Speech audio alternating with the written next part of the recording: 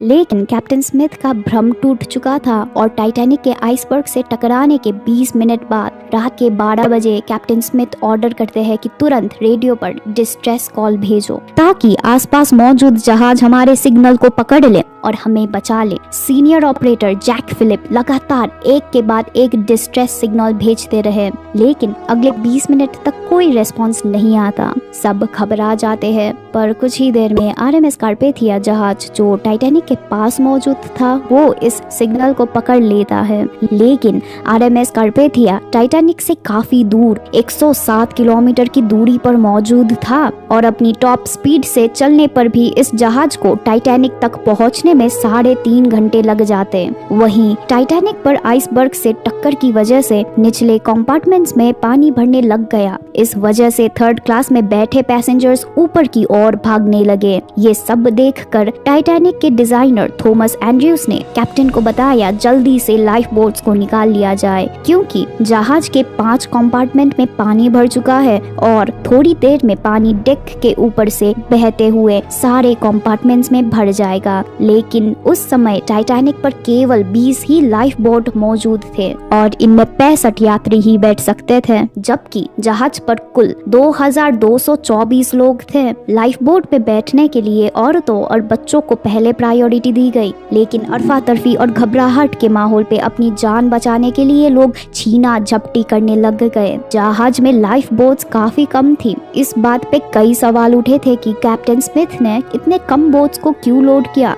इतने खौफनाक माहौल में भी कुछ म्यूजिशियन उस रात म्यूजिक बजाने में लग गए ताकि मौत को बिना डरे हंसकर गले लगा ले, और कुछ लोगों ने तो इस सच को स्वीकार कर लिया था कि वो मरने वाले हैं, लेकिन मरेंगे एक दूसरे के साथ। अब वहीं दूसरी तरफ जहाज में 5 से ज्यादा कंपार्टमेंट में पानी भरने से जहाज के आगे का हिस्सा 10 डिग्री तक डूब चुका था और जहाज का भारी हिस्सा ऊपर उठने लगा। जहाज के ऊपर उठने की वजह से जहाज पर मौजूद लोग फिसल कर नीचे की तरफ आने लगे। 2:30 पर टाइटैनिक बीच से टूटकर अलग हो गया और मात्र 2 घंटे 40 मिनट पर कभी न डूबने वाला अनसिंकेबल टाइटैनिक को अटलांटिक महासागर ने अपने आगोश में ले लिया। टाइटैनिक के सभी पैसेंजर्स -2 डिग्री के पानी में डूब गए और इस भयानक मंजर ने 1517 लोगों की जान ले ली। मरने वाले अधिकतर डूबने से नहीं बल्कि -2 डिग्री सेल्सियस के ठंडे पानी में जमने के कारण हाइपोथर्मिया की वजह से मारे गए। लेकिन टाइटैनिक डूब चुका था।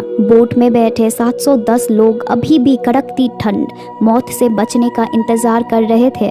लेकिन सवाल अभी भी ये बना हुआ था कि जिस टाइटैनिक को अनसिंकेबल यानी कभी ना डूबने वाला कहा था, आखिर वह टाइटैनिक अपने पहले ही यात्रा में कैसे डूब गया। टाइटैनिक के डूबने से लेकर आज तक अलग अलग रिसर्चर्स की अलग अलग थियरी सामने आती है। जहां कोई कैप्टन स्मिथ को इसका जिम्मेदार बताता है तो कोई टाइटैनिक के बनावट में कमी बताता है। लेकिन 2010 में शुरू किए गए एक प्रोजेक्ट में टाइटैनिक के डूबने का असली कारण जानने के लिए कई रिसर्चर्स की एक टीम ने आधुनिक रोबोट और हाई डेफिनेशन कैमरा की मदद से नॉर्थ अटलांटिक में डूबे टाइटैनिक को पूरी तरह स्कैन करके उसके हर छोटे बड़े टुकड़ों की 1,50,000 फोटोज और वीडियोस इकट्ठे करे। इसके हर पुर्जे का अध्ययन करके लगभग 2 साल के बाद सन 2012 में टाइटैनिक को वर्चुअली तैयार करके इसके डूबने की असली वजह जानने की कोशिश की और रिसर्चर्स ने पाया कि टाइटैनिक जहाज में कहीं कोई कमी नहीं थी, बल्कि रिसर्च में पाया गया कि टाइटैनिक के डूबने की असली वजह कुछ और नहीं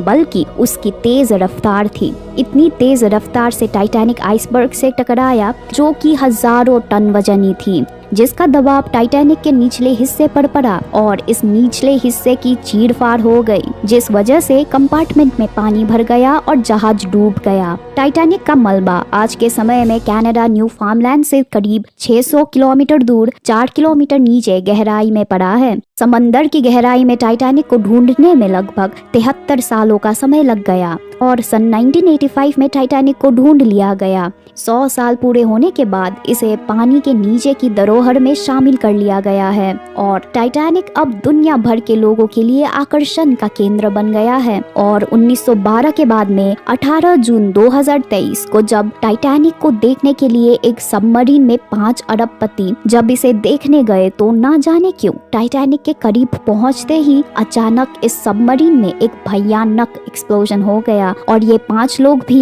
हमेशा हमेशा के लिए टाइटैनिक के साथ ही अमर हो गए। टाइटैनिक समंदर के नीचे रेस्ट कर रहा है और लगातार टूट रहा है। दुनिया भर के वैज्ञानिकों के अनुसार 2023 तक टाइटैनिक पूरी तरह खत्म हो जाएगा। लेकिन दोस्तों, टाइटैनिक भले ही खत्म हो जाए पर टाइटैनिक की कहानी अमर हो चुकी है और टाइटैनिक की यादों में हम हमेशा गुनगुनाते रहेंगे।